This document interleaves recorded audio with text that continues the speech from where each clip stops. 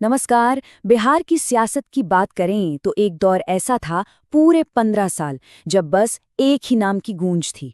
तो चलिए आज समझते हैं उसी दौर की कहानी, एक ऐसा दौर जिसने बिहार को हमेशा हमेशा के लिए बदल कर रख दिया। ये नारा तो शायद आपने सुना ही होगा। देखिए, ये सिर्फ एक नारा नहीं था, ये एक तरह से ऐलान था। लालू प्रसाद यादव की बिहार की सियासत पर पकड़ का। और क्या पकड़ थी! मतलब ऐसा लगता था कि ये कभी टूटेगी ही नहीं। तो सवाल ये है कि आखिर ये सब शुरू कैसे हुआ? चलिए पता लगाते हैं। तो साल था 1990। लालू यादव मुख्यमंत्री बने और बस यहीं से उन्होंने बिहार की राजनीति के सारे समीकरण बदलने शुरू कर दिए। तो उन्होंने किया क्या? देखिए, दो बहुत बड़े मौके थे और लालू यादव ने दोनों को भुना लिया। एक तरफ था मंडल कमीशन। उन्होंने ओबीसी आरक्षण का पूरा समर्थन किया और देखते ही देखते वो पिछड़ी जातियों के लिए एक मसीहा जैसे बन गए। और दूसरी तरफ 1990 में उन्होंने लाल कृष्ण आडवाणी की राम रथ यात्रा को बिहार में रोककर उन्हें गिरफ्तार कर लिया। इस एक कदम ने उन्हें मुस्लिम समुदाय का हीरो बना दिया। और बस इन्हीं दो पिलर्स पर खड़ा हुआ उनका वो फॉर्मूला जो सालों तक चला, MY इक्वेशन, यानी मुस्लिम और यादव वोट बैंक का एक जबरदस्त कॉम्बिनेशन। और इस समीकरण का असर, अरे वो तो सीधा विधानसभा में दिखाई दिया। सोचिए, लालू के दूसरे टर्म तक आते आते बिहार असेंबली में आधे से भी ज्यादा विधायक ओबीसी समुदाय से आने लगे थे। और जो सवर्ण विधायकों की संख्या थी वो घटकर सिर्फ 17% पर आ गई थी। ये कोई छोटा मोटा बदलाव नहीं था, ये बिहार की सत्ता के स्ट्रक्चर में एक बहुत बड़ा सोशल और पॉलिटिकल शिफ्ट था। तो एक तरफ तो ये सोशल इंजीनियरिंग चल रही थी, लेकिन सिक्के का एक दूसरा पहलू भी था। लालू राज की पहचान दो और चीजों से बनी। एक तो था एक बहुत बड़ा घोटाला, और दूसरा कानून व्यवस्था का पूरी तरह से चरमरा जाना। अच्छा, तो ये चारा घोटाला था क्या? इसे बहुत ही आसान भाषा में समझते हैं। देखिए, एक डिपार्टमेंट था एनिमल हस्बेंड्री डिपार्टमेंट। इसका काम था जानवरों के लिए चारा, दवाइयाँ, ये सब खरीदना। घोटाला ये था कि असल में कुछ खरीदा ही नहीं जा रहा था, बस फर्जी बिल बन रहे थे और सरकारी खजाने से करोड़ों करोड़ रुपए निकाले जा रहे थे, सब कागजों पर। सोचिए ये सिस्टम काम कैसे करता था। बहुत सिंपल था।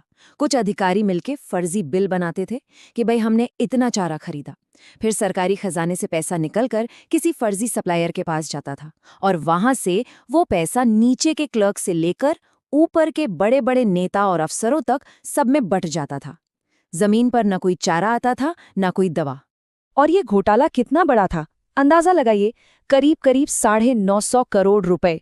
उस जमाने के हिसाब से सोचिए ये कितनी बड़ी रकम रही होगी। मतलब इस नंबर ने पूरे देश को हिलाकर रख दिया था। तो एक तरफ तो ये करप्शन चल रहा था और दूसरी तरफ बिहार की लॉ एंड ऑर्डर सिचुएशन पूरी तरह से कोलैप्स हो गई थी। हालात इतने इतने बिगड़ गए कि लोग इस दौर को जंगल राज के नाम से बुलाने लगे। एक ऐसा नाम जो डर और अराजकता का प्रतीक बन गया था। और जंगल राज सिर्फ एक शब्द नहीं था, ये उस वक्त की हकीकत थी। किडनैपिंग यानी अपहरण एक ऑर्गेनाइज्ड इंडस्ट्री बन चुकी थी। बड़े बड़े बिजनेसमैन, डॉक्टर, प्रोफेशनल्स, उन्हें दिन दहाड़े उठा लिया जाता था। यहाँ तक कि जी कृष्णैया जैसे डीएम की भीड़ ने हत्या कर दी। शहाबुद्दीन और पप्पू यादव जैसे बाहुबलियों का बोलबाला था और उन्हें पॉलिटिकल सपोर्ट भी हासिल था। इसका नतीजा क्या हुआ?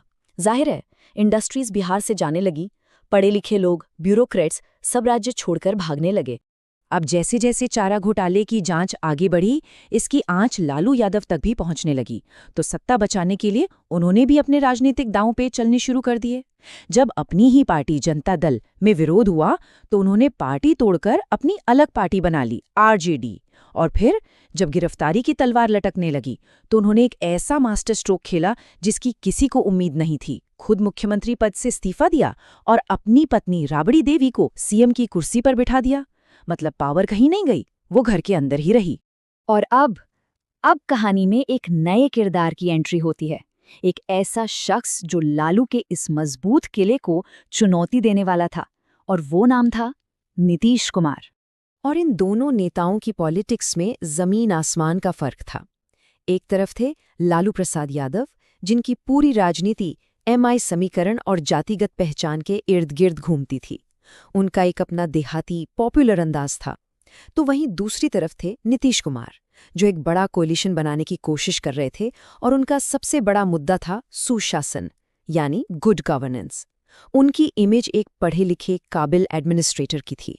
और ये बात भी दिलचस्प है कि जिस वक्त बिहार में ये सब चल रहा था, नीतीश कुमार दिल्ली में थे, केंद्र सरकार में रेल मंत्री के तौर पर काम कर रहे थे, और वहां उन्होंने अपनी एक अलग पहचान बनाई। ऑनलाइन टिकट बुकिंग, तत्काल टिकट सिस्टम, ये सब उन्हीं के लाए हुए रिफॉर्म्स थे। इससे लोगों के बीच उनकी एक कुशल प्रशासक वाली इमेज और भी मजबूत हुई। और बस अब हम कहानी के क्लाइमैक्स पर पहुंच गए हैं। साल 2005 और बिहार का वो ऐतिहासिक चुनाव। ये वो चुनाव था जिसे तय करना था कि आरजेडी का ये 15 साल पुराना राज चलेगा या फिर खत्म हो जाएगा। तो पहले चुनाव हुए फरवरी 2005 में। जब रिजल्ट्स आए तो पिक्चर और कंफ्यूजिंग हो गई। किसी भी पार्टी को क्लियर मेजॉरिटी नहीं मिली। जिसे कहते हैं ना, हंग असेंबली, वही हुआ। आरजेडी सबसे बड़ी पार्टी तो बन गई, लेकिन सरकार बनाने के लिए जो 122 सीटों का जादुई आंकड़ा चाहिए था, वो किसी के पास नहीं था। उस वक्त सत्ता की चाबी रामविलास पासवान की पार्टी एलजेपी के पास थी, लेकिन कोई भी गठबंधन काम नहीं कर पाया और नतीजा ये हुआ कि असेंबली ही भंग करनी पड़ी। फिर कुछ ही महीनों के बाद नवंबर 2005 में बिहार में दोबारा चुनाव हुए और इस बार नतीजा बिल्कुल साफ था, एकदम क्लियर। नीतीश कुमार की अगुवाई वाले एनडीए गठबंधन को 143 सीटों का जबरदस्त बहुमत मिला और लालू यादव का गठबंधन वो महज 63 सीटों पर सिमट कर रह गया। और वो तारीख थी 24 नवंबर 2005, जब नीतीश कुमार ने बिहार के मुख्यमंत्री पद की शपथ ली। और इसी के साथ बिहार में 15 साल से चले आ रहे लालू राबड़ी राज का अंत हो गया। ये एक नए दौर की शुरुआत थी। तो 15 साल का वो दौर तो खत्म हो गया, सत्ता बदल गई, लेकिन एक सवाल है जो आज भी बिहार की सियासत में गूंजता है कि क्या सत्ता से हटने के बाद बिहार की राजनीति से लालू प्रसाद यादव का असर सच में कभी खत्म हो पाया है? इस पर सोचिएगा जरूर।